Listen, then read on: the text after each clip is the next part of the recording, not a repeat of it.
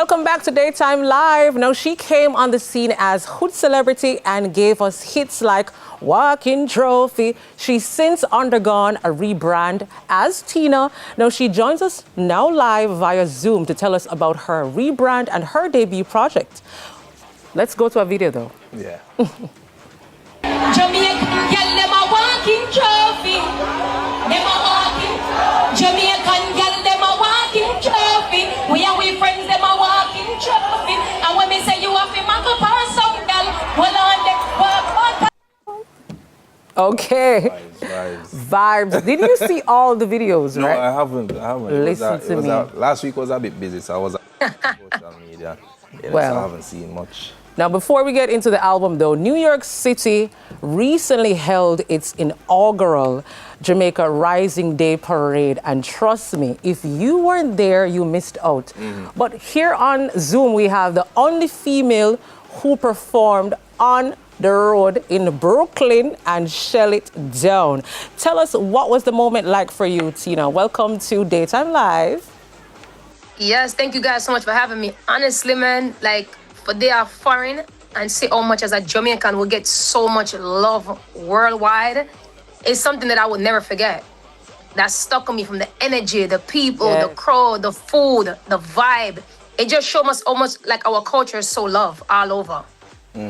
Definitely. Now, seeing the black, the green, and the gold, like, oh my Pride, goodness, sense the of pride. pride just going down. Like, we finally, because in other Caribbean islands, they have their day. And this is our first, you know, we have Labor Day parade, but this is our first Jamaica Rising Day parade. And to see all, you know, even all the Caribbean came out to represent us. For you, though, when you got the call to represent us, how was that for you? Honestly, I was excited. I was more like, just more opposite. I'm gonna give them my flowers and put him in a situation for rep for the culture and rep for the country. It was something that felt good.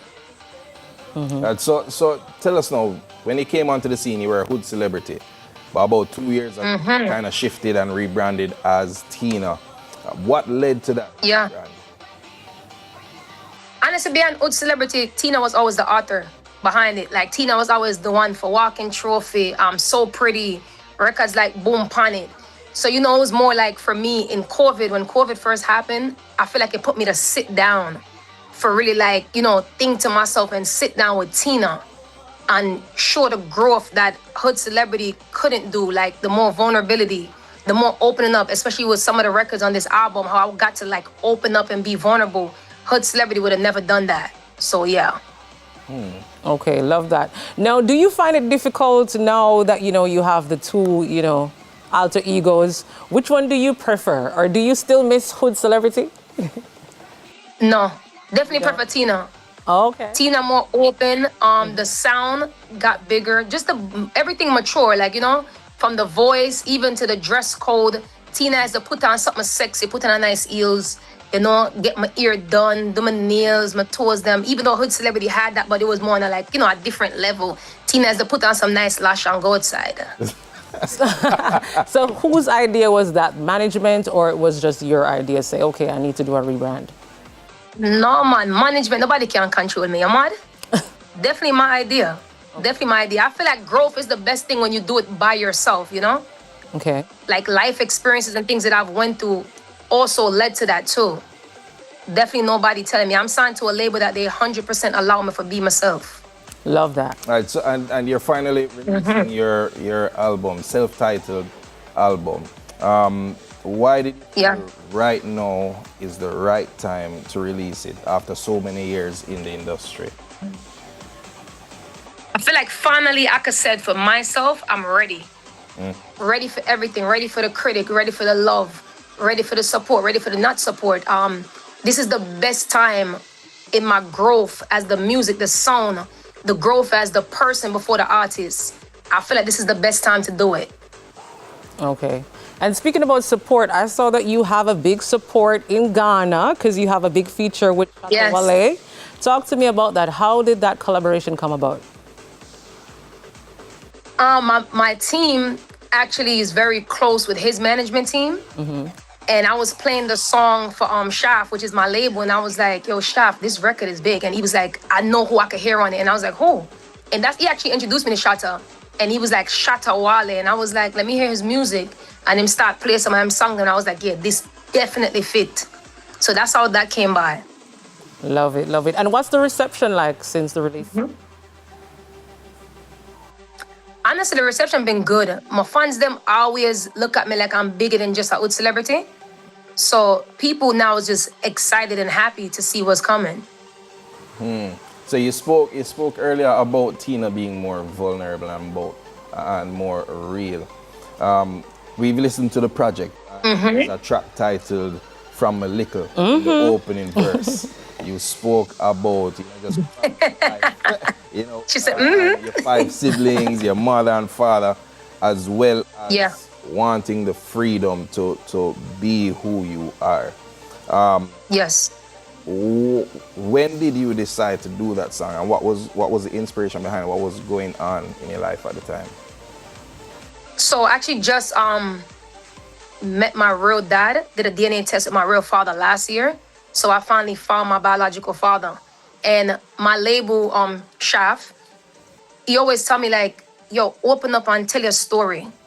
And he texts me like, yo, I want you to open up. And if you could tell me everything, what would you say? I'm gonna just start writing my long paragraph. I know as Jamaican, for me, from my experience, I grew up in a also where you can't really express yourself growing up. If you try to express yourself, then look for you like you think you're growing, you're not paying the bills in yourself, you understand?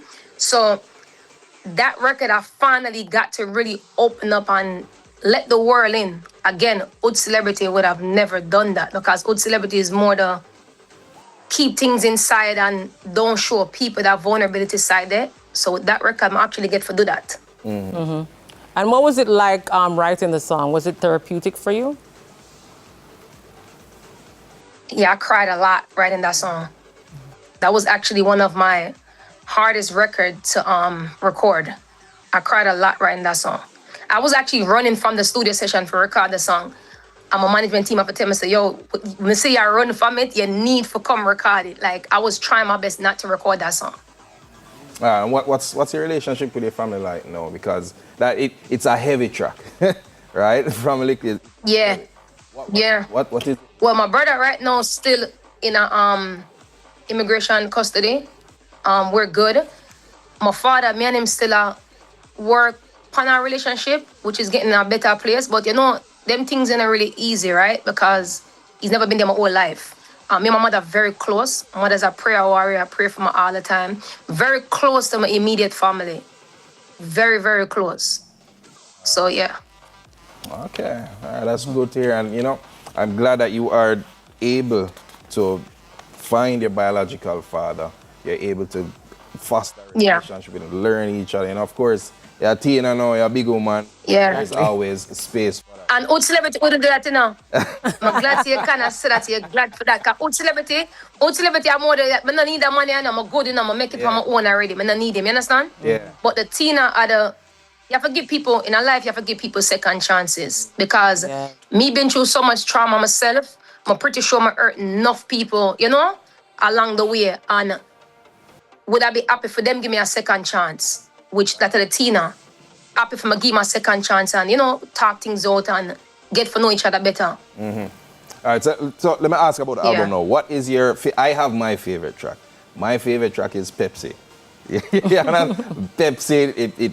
Yo, you know what I never said this to you? You know, so you have a good ears, right? Yeah. You have a good ears for music because that's most people, no lie, that's most people's favorite record. Yeah, man. Yeah, love it. It's different. Yeah. It sound like you were enjoying yourself while you were recording. What's your favorite track on the album? Honestly, I'm not lie, because none of them are my favorite, but Pepsi is one of my favorites. See, there you have one. No. Okay. And that's serious. But we have a couple more. We have Malfunction, which I love. Yeah. From a Local, which I love. And Around the World, which I love. But Pepsi, definitely one of my favorite. Why? Because Hoodcelebrity can't write Pepsi. Yeah. I'm going to a different headspace to write that song. Yeah. And you said the key word when I wrote that song, but really that have fun with the music. Okay. I never that overthink it. I just come right off of the head. Nice. No, Paul, you know, we can't let Tina go without asking her about the thought-provoking album cover. No, no, no. You have to give us the tea. What was going on with you and your creative team when you chose this album cover? Yeah, it's different now, like. Very different. Honestly, I feel like it go back again, right? I will keep, and I said the Hoodcelebrity, right? Hoodcelebrity don't show that side there. And people who know me know, say like, I have that side there to me, which come back to Tina. For like, just show the sexiness, show the femininity, show that energy there, you know? Show my beauty. And that's all that come about. Because I was saying at the gym, and we say pretty in a real life. In a real life. Understand? Yeah, we say pretty in a real life. So, I get for sure that side there. Okay. All right, Tina, where can people find you? Social media, your music, and the album especially. When the album drops? When is the album drop? The album drop the 19th, August 19th. That is that. You can follow me up on Instagram, The Real Tina, DIREALTINA. Also, my TikTok at The Real Tina too. Awesome. Awesome. Thank you. The album will be on all platforms when it drop, by the way, so them can get it from the sub. Oh, Okay, Perfect. perfect. All the best with the album. Thank you guys so much. Thank you guys so much. Yeah. And hopefully I get to come soon and soon in our purse, you know, and catch a vibe. Remember you say In a real life. You know? Yes. I don't know if Tina Thank you guys so much for supporting me. I really appreciate Jamaica. Big up the whole Jamaica, my country. I love when I like cook food. Awesome. All right. Take care. All the best. All right, baby. Daytime Live continues right after the break. Don't go anywhere. Super.